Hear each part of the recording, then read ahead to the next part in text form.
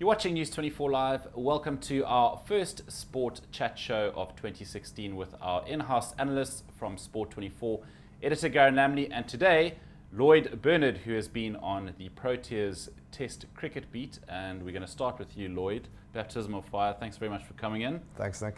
So you, as I mentioned, you covered the test at Newlands, which miraculously ended in a draw. Before we talk about that and the upcoming test at the Wanderers, what was it like behind the scenes and sort of rubbing shoulders with the English media? What is the sort of feeling? Are they quite bullish that about England winning the series? Yeah, I mean, they're obviously a happy bunch at the moment, after Durban as well being 1-0 up 2 games into the series.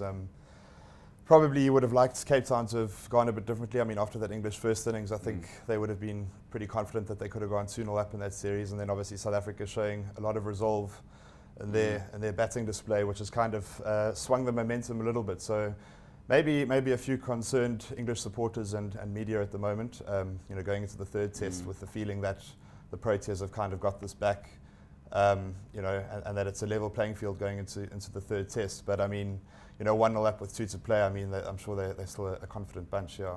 Lloyd, the remaining 2 tests in the Highveld, different wickets, obviously, different conditions. Newlands turned out to be very much a batsman's wicket.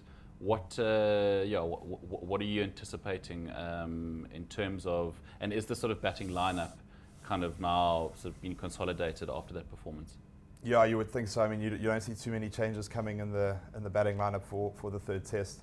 The big selection dilemma that we have going into this test now is whether or not to play 4 seamers or to include a specialist spinner in Piedt. History has suggested that the Highveld wickets don't offer too much for the spin bowlers, especially at the Wanderers. So there's a lot of thinking to do now. Hashim Amla was a captain who always favoured going into a test match with a spinner. A lot of the decision as to whether we'll do that this time will rest on AB de Villiers' shoulders. Very tempting to go into the match with 4 seamers, even though with the news that Dale Steyn is out of that test, Kyle Abbott and Hardus Viljoen kind of clash heads for the 4th seamer spot if we do decide to go that route. So between AB de Villiers and the selectors, I think that's the only area on the side now where we have to make a decision as whether or not to go in with 4 seamers or 3. Okay, so is it likely to be Abbott replacing Steyn? I mean, you would think so. Abbott was, hardly inspiring on his home wicket in Durban.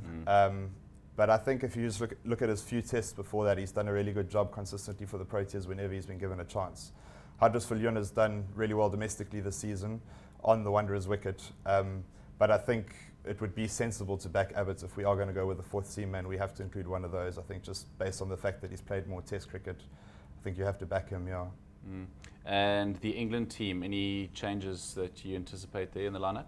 I mean, you wouldn't think so. The batting lineups look really solid. I mean, their bowlers have done well, in Durban especially. I don't, providing that there are no injuries, you don't see England changing anything, no.